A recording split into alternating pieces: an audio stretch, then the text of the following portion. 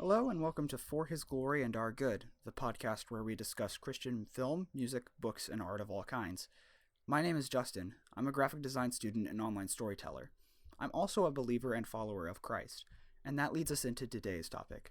I want to expose a reality that a lot of believers don't want to confront. It seems every movie that PureFlix, the Christian film production and distribution company, puts out is met very poorly by critics.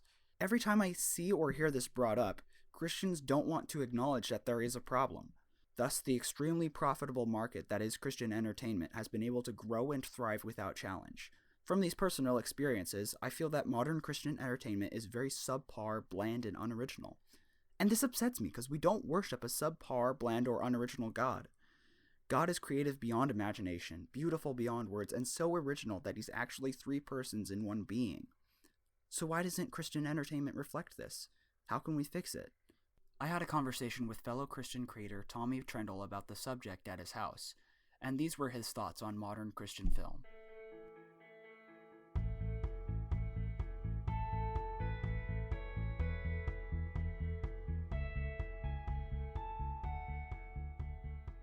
Could you introduce yourself?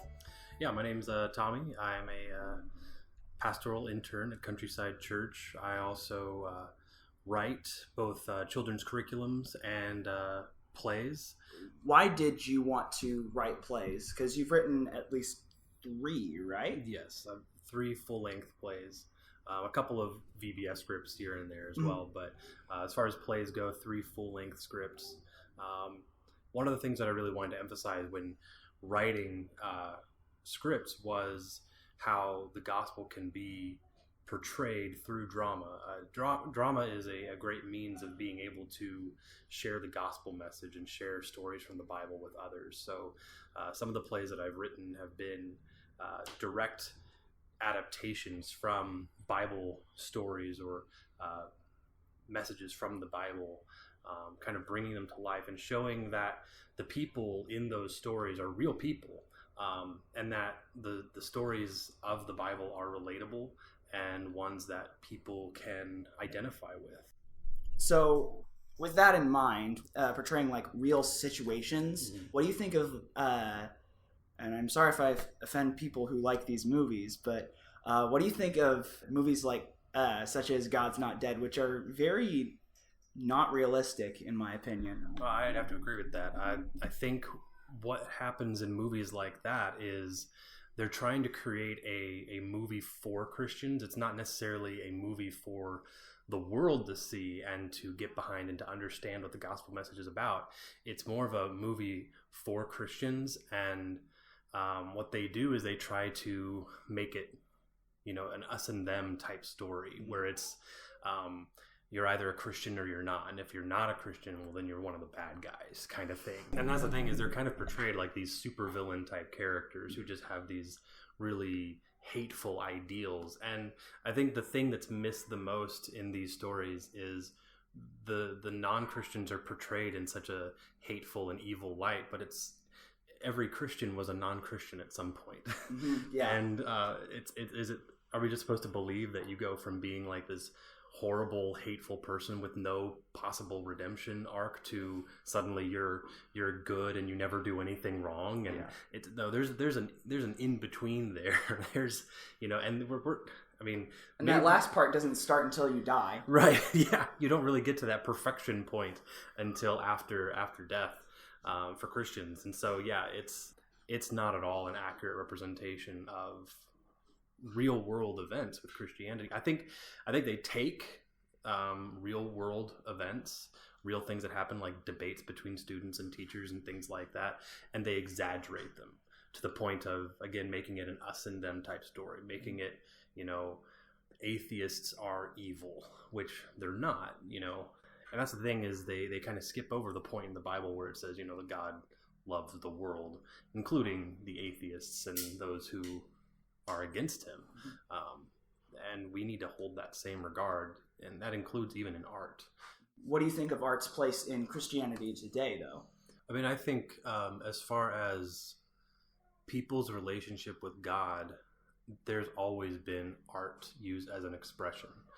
You can look all the way back to the psalmists and King David himself, who wrote songs of praise and adoration, but not just those types of psalms. He also wrote psalms of sorrow. He wrote psalms when he was upset with God. He wrote all sorts of songs to express those feelings and those situations that he was going through, and he was honest with them.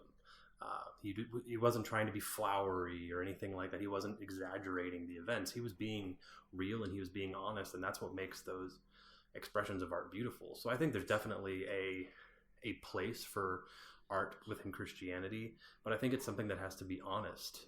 If you're going to exaggerate things or try to make things what they're not, you're not really making art that glorifies God or glorifies his creation, because you're making it into something that it isn't. You're making it a totally different idea. You're lying about the God of truth. Right. Yeah. And that's just, why would you do that? So the God of the universe is beautiful in himself, and, portraying him as he is, portraying his creation as it is a beautiful thing. Yes, we live in a broken world, but still to see his creation for what it is and to admire that and to want to capture that in, whether it's in a painting or in a song or a poem written about it or in movies made about that, that's something that's real. And again, I think it needs to be something that's honest. Otherwise it's not really glorifying to God. So what do you think can be done to combat bad Christian movies? Right. I think understanding that it goes back to understanding what is the message of the Bible, what is the message of the gospel, and the story of the gospel is it's never an us versus them story. Yes, we are called God's enemies when we are sinners, but God didn't decide, all right, I'm just going to wipe out everyone. He chose to save everyone. It was a story of grace and love, and an unearned grace and love. I'd like to see more Christian movies that portray that idea of, someone undeserving of love and grace receives it anyway. I think a lot of people just look at Christian movies and say, oh, it's a Christian movie, I should support it. But we should support movies that are good movies. Yeah. Not just because it was made by Christians and has a Christian name on it or something like that. Honestly, the people we might need to be the toughest on is other Christians, so we can help them improve in their faith and in being people. Yeah, I agree. It's not an excuse to let someone get by with half decent work just because of their religious beliefs. I think we should actually, as you said, be even harder on those who share the same faith as us, because we should hold them to a higher standard. I mean, they're trying to portray the truth of the gospel. They're trying to portray the work of the God of the universe in their movies, and if it's below par, there should be criticism there. We shouldn't just accept it just because it's Christian. We should criticize it and try to make it better. So, well, we've talked about bad Christian movies, and I want to end on a positive note. Do you have any good Christian artists or storytellers or filmmakers that you want to promote? My favorite Christian band is Rend Collective, just because of that very same thing. They're very honest in their worship. They have worship songs that are songs of praise and joy and happiness, and they have songs that are of sorrow and wondering if God's even there sometimes, very much like the psalmists. As far as other filmmakers, there's a YouTuber named Say Goodnight Kevin. He does a lot of reviewing Christian media. He reviews Christian TV shows and Christian movies, and he's very honest. He sees it for what it is, and he tries to hold Christian movies to the same standard that you would hold a normal movie. Is the camera work good? Is the editing good? All right, awesome. Thank you. Yeah. Thanks for letting me into your house. Yeah. Anytime. I hope that conversation was as enjoyable for you as it was for me, and I hope that you start to demand more out of your entertainment. Thanks for listening. My name is Justin, and I hope you have a good one.